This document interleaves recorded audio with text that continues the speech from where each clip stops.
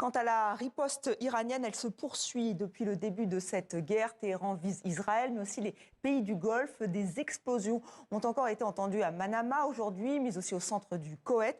Bonsoir Slimane. Bonsoir. Des dizaines de drones ont même été interceptés au-dessus des Émirats arabes unis. En fait, ça continue.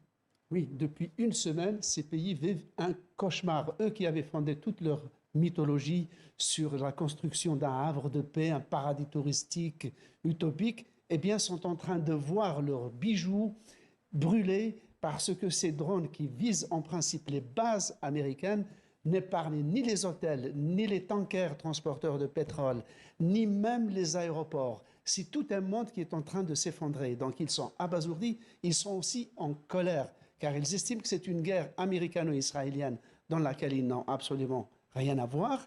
Et en plus, ils se rendent compte que le parapluie américain ne fonctionne pas. Et d'ailleurs, ils n'avaient épargné aucun effort pour aller voir Donald Trump. Tous sont allés le voir pour le supplier de ne pas attaquer l'Iran. Non pas que l'Iran est un régime désirable et sympathique, mais parce qu'ils sont aux premières loges et abritant une quinzaine de bases américaines, ils savaient que la cible américaine la plus proche de l'Iran, c'était justement les bases qu'ils abritent chez eux. Mais est-ce qu'ils peuvent riposter militairement, ces pays du Golfe ? S'ils le voulaient, oui, parce qu'ils sont surarmés. Les Émirats arabes unis sont le premier importateur mondial d'armes par tête d'habitant. Le budget des 6 pays du Golfe frise les 120 milliards à 140 milliards, c'est-à-dire presque le triple du budget d'une puissance nucléaire comme la France. C'est presque la moitié du budget de la Chine. Et pourtant, ils ne le font pas. Ils ne le font pas parce que, ils n'ont pas de tradition militaire. Les Émirats sont indépendants depuis 55 ans, n'ont pas de tradition militaire, n'ont jamais eu à déclarer une guerre, même s'ils ont financé des guerres par procuration en finançant des groupes djihadistes en Syrie et ailleurs, d'une part.